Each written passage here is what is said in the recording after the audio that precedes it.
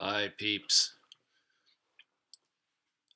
So I'm going to show you, pardon me, I don't know why I do that little shuffle. As soon as I start press recording, I immediately start doing this. It's not intentional. It must be some nervous twitch I've got. Hope it doesn't put you off. Apologies if it does. I'll try and quit. But I'll probably do it again tomorrow. Who knows? That's why they call them nervous. You're not even aware you're doing them.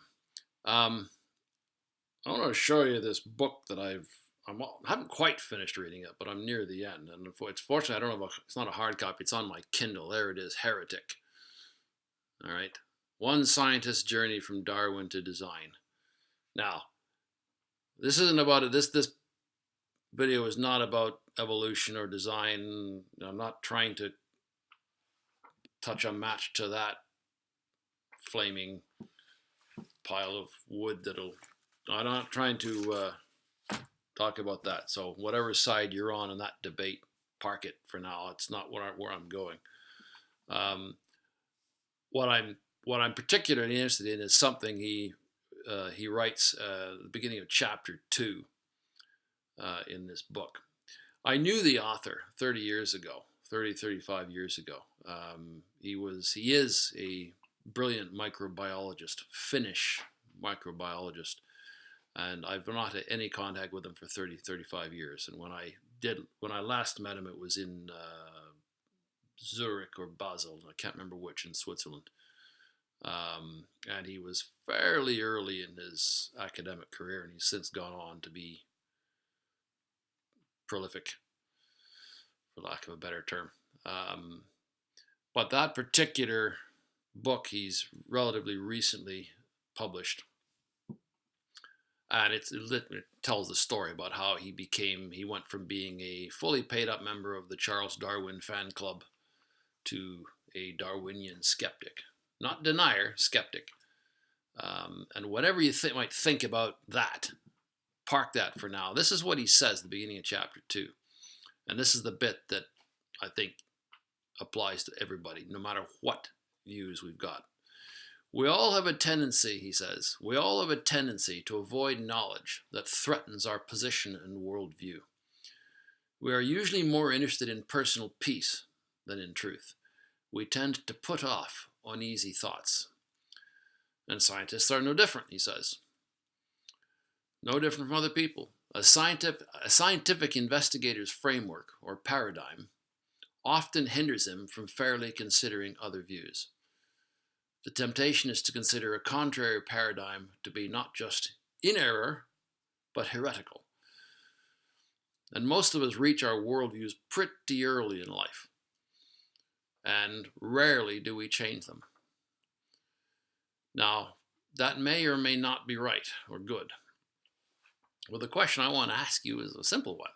When's the last time you stuck your worldview on an anvil and took a hammer to it?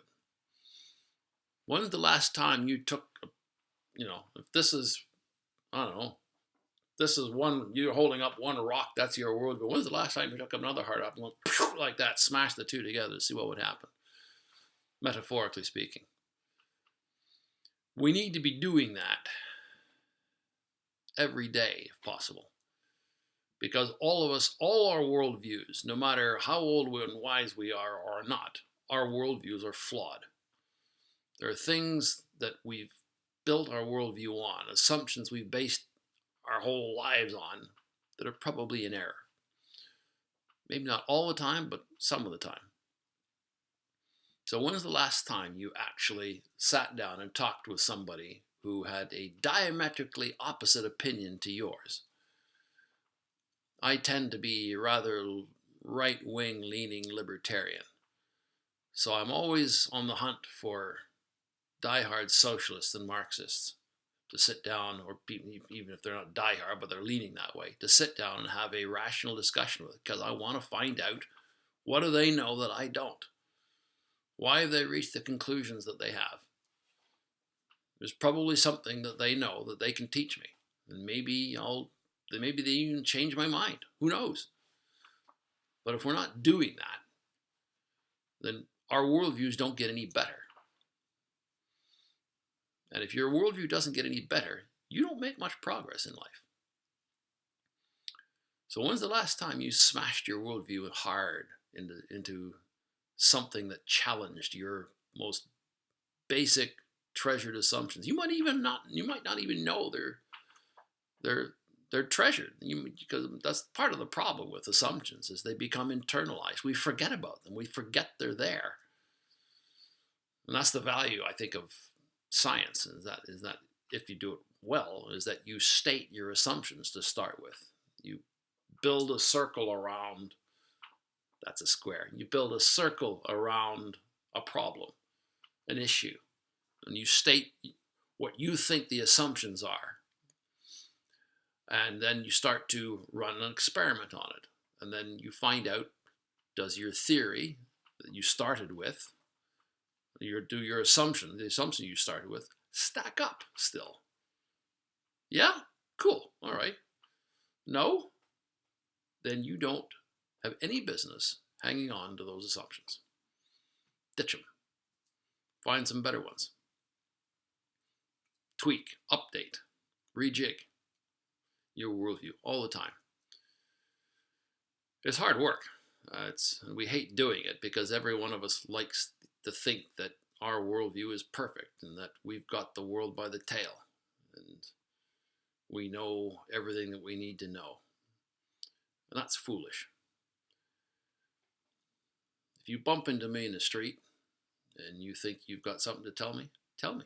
I want to know. I want to learn. I'm prepared to have my worldview challenged. And I might not be convinced, but I still want to be challenged. And you should be too. Happy challenging.